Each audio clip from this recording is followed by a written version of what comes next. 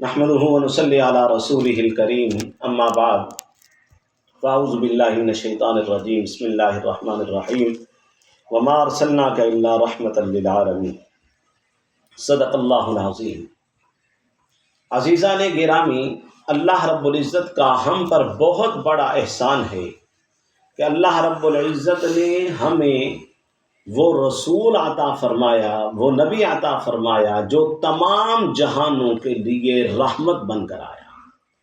صرف انسانوں کے لیے نہیں، انسانوں کے لیے، انسانوں کے ساتھ ساتھ جانوروں کے لیے بھی، ہاں کائنات کی ہر چیز کے لیے رحمت بن کر آیا، جس نے ہمیں انسانوں کے ساتھ بھی ہمدردی، رحم دلی، نرمی والے معاملے کا حکم دیا اور جانوروں کے ساتھ بھی رحم والا، نرمی والا معاملہ کرنے کا حکم دیا ہے۔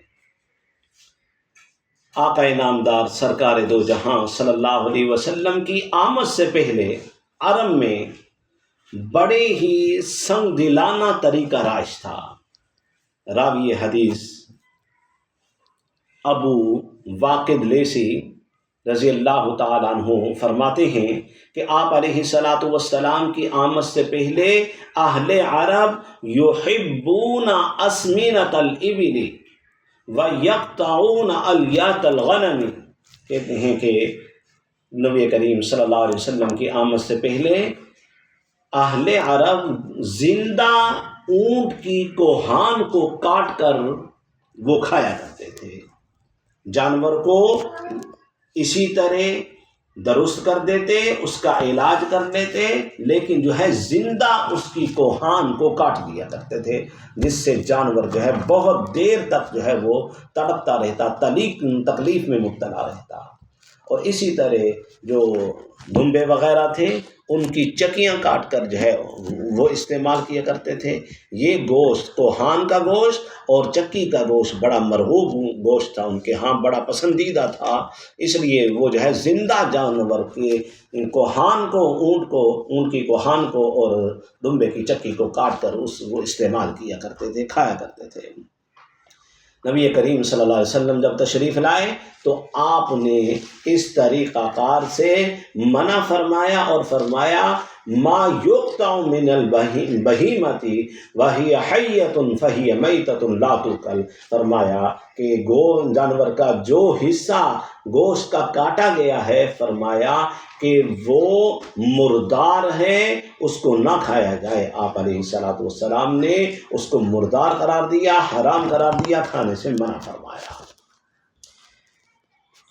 اسی طرح شریطہ شیطان کے کھانے سے بھی منع فرمایا۔ شریطہ شیطان کس کو کہتے ہیں؟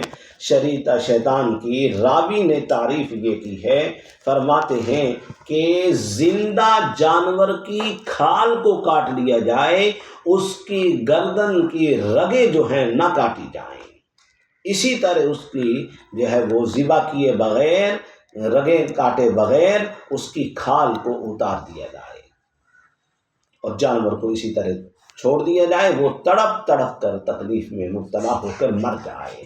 اہل عرب جو ہے وہ زمانہ جاہلیت میں ایسا کیا کرتے تھے، بڑا ہی سنگ دلی والا طریقہ اختیار کرتے تھے۔ اس کو شریطہ شیطان اس وجہ سے کہا جاتا ہے کہ شریطہ شیطان کا مطلب ہے شیطان کا سکھایا ہوا طریقہ۔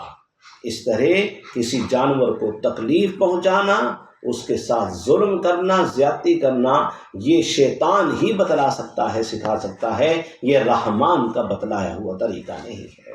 دعا ہے کہ نبی کریم صلی اللہ علیہ وسلم کے ہر فرمان پر اللہ رب العزت ہمیں عمل کرنے کی توفیق عطا فرمائے۔ وآخر دعوانا الحمدللہ رب العالمین۔